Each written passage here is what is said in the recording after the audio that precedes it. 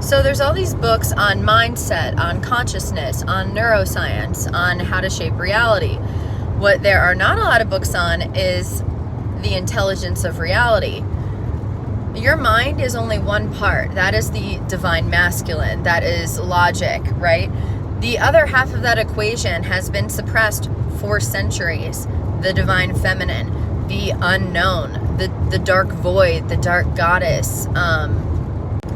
If you're going to study and read books on shaping reality, you probably want to know what the clay you're shaping is made out of and its own natural laws.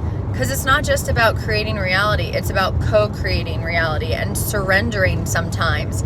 It's about turning your consciousness in and looking in that intelligent, sentient mirror and what it has to teach you about yourself. And I just think that's really important. So right now, with the resurgence of the divine feminine, but also the divine child, the age of Aquarius, I think the divine feminine is rising back up. I call it plasma. You can call it, I call it a living ether.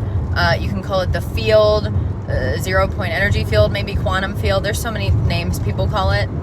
But learning to harmonize with the intelligence of the field and having more books about that is going to help birth this age of the divine child, of being present, of working with reality in a way where you're actually understanding it and hearing it and listening, not just talking, in realizing that there is actual magic to be made here, and you become the divine child by balancing out the divine feminine and masculine and harmonizing it together to co-create things that are emergent and fresh and have never been done before in any timeline, dimension, anywhere.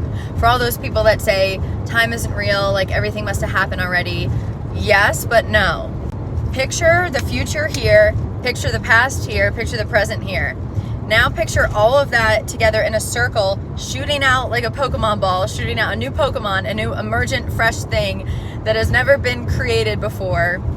Or like picture like the sacred geometry, the flower of life, kind of twisting and turning, pushing out something new. I think there are also things about it in museums, like that Vishnu's wheel, I think it's called. I'm sorry if I'm messing that up.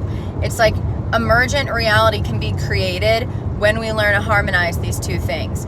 And it's not a future that's already happened. It's a completely new future from like your healed present self that affects all of those other timelines that are also happening right now.